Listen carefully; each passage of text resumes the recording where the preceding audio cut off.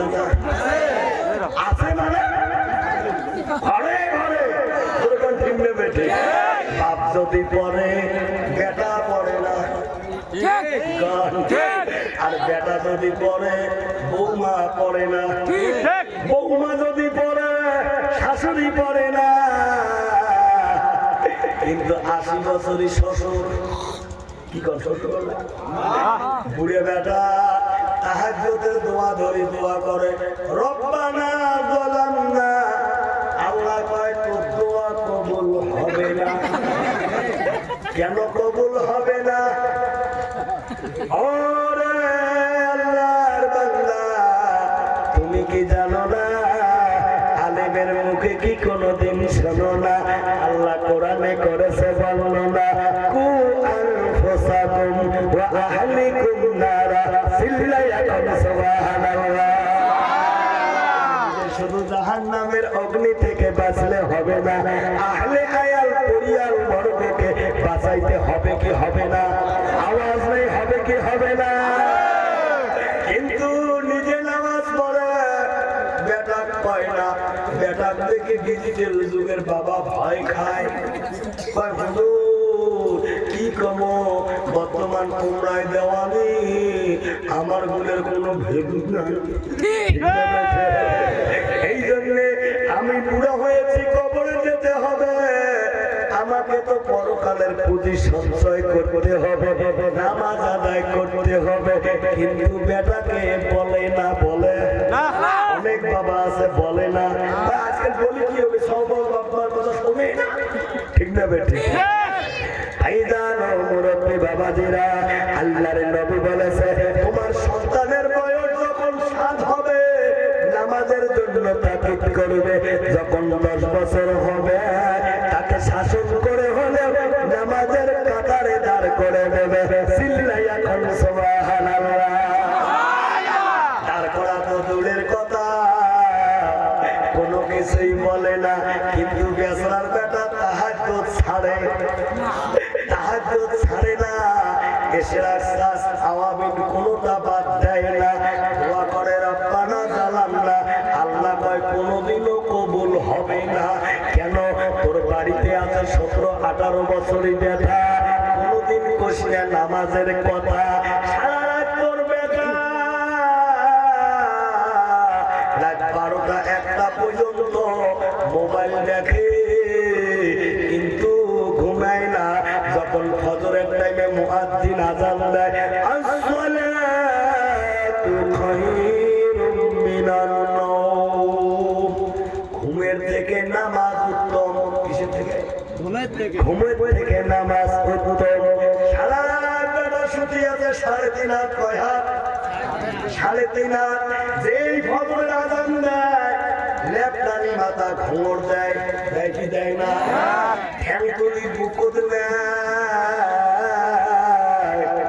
3.5 হাত বেটা গোপে কাটে 1.5 হাত ধরে, যখন ঠিক না বেঠে আবার লেপ দিছে ঘোমরা, বাইরে থেকে ঢুকে টের পাওয়া যায় না, লেপের তলত বেটা না চাউলের বস্তা, যখন ঠিক না বেঠে। ও মুসলমান, আসার জন্য বলি নাই যুবক বন্ধু, একটু গভীর মনোযোগ দিবেন, চিন্তা করবেন। আজকে পৃথিবীর জমিনে আছি, একদিন পৃথিবীর জমিনে থাকবো না, যেরকম ঠিক না বেঠে।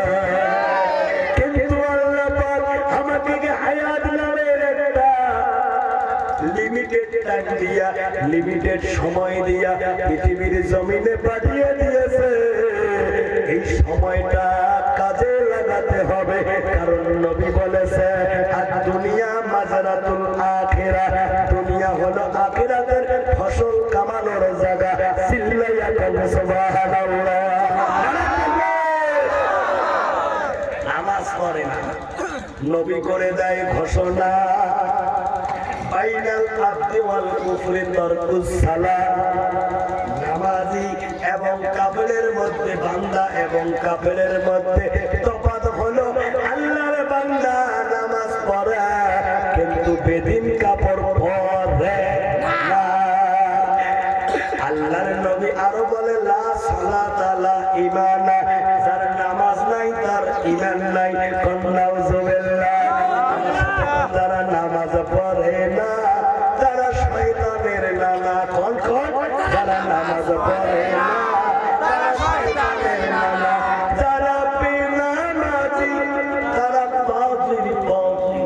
না বেঠে তারা নামাজ পড়ে না তারা শয়তানের নানা তারা নামাজ পড়ে না তারা শয়তানের নানা যারা বেনামাজি তারা পাপী পাপী জনগণ ঠিক না বেঠে এই কথা শুনি মা বোন হয়েছে খুশি হুজুর ঠিক আছে কে আমার কথা কিছু কয় না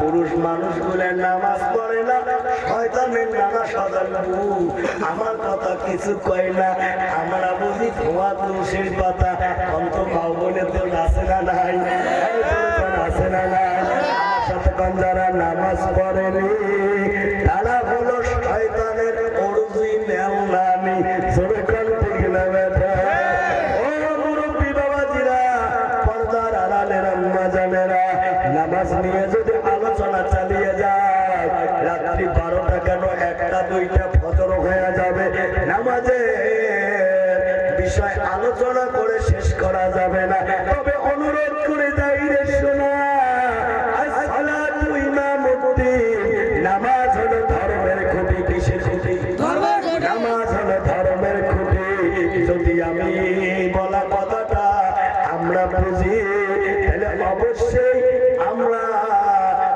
নামাজ আদায় করব ইনশাআল্লাহ ইনশাআল্লাহ ও মুরব্বি বাবাজিরা একটা পয়গম্বর ছিল জলিল কদর যার নাম ছিল হযরতে মূসা কি বললাম হযরতে মূসা মূসা নবী চেনেন গো চেনেন কথা কয় না চেনেন বাড়ি কোথায় গ্রামের মূসা ভাই না না ওই মূসা